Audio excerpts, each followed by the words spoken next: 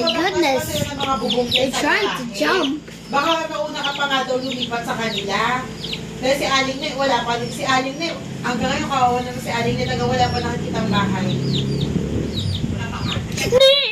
Wala pa talaga. I got scared. Should I carry them? Yeah. Kami ni Julia. Carries. Ako muna yung sandi ko. Pag kayo nag-e-bike, pumunta na ng palengke. Tapos, ano, yung pinanik na e-bike dito. Kung sabi niya, pag wala ka siya ginagawa I got you. tatambay na lang siya dito mayang hapon. Sabi ko, di ka ba pupunta ng Beleta? Tapos sabi niya, hindi ka pupunta ng Beleta. Wala rin sila tali. Sa Batangas? Hindi na.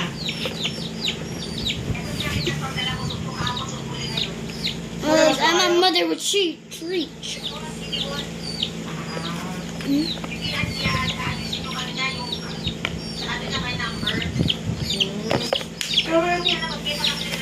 What if I get scared of their feet? Makabukas ko lang na aircon, doon na kami sa sala kung nasaan kumain. Pagpahinga-pahinga na kami sa sala, nanood ako TV.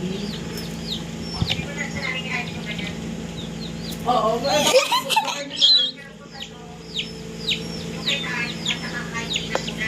Oo. Hindi ko pa rin naman nakukuha yung pera. Nandun pa rin sa bangko.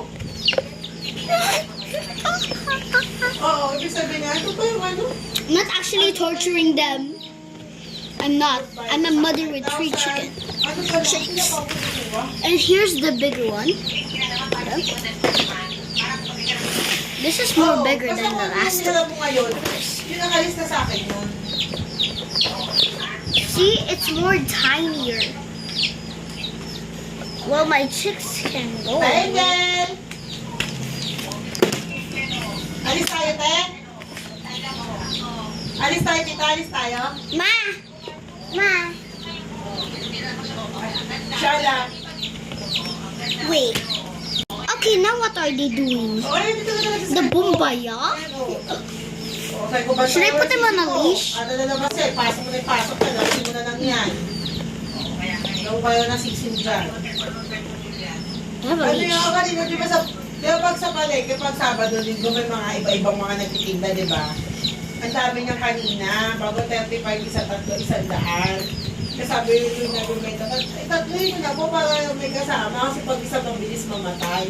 At ibinili ko tatlo, tsaka 20 pesos na pangkain. Bago bumili ako lagay sa ang manok na ibayan. Sa kung nag-adobo lang ako, parang gahapon doon, pagkain kami. Go! Happy pa?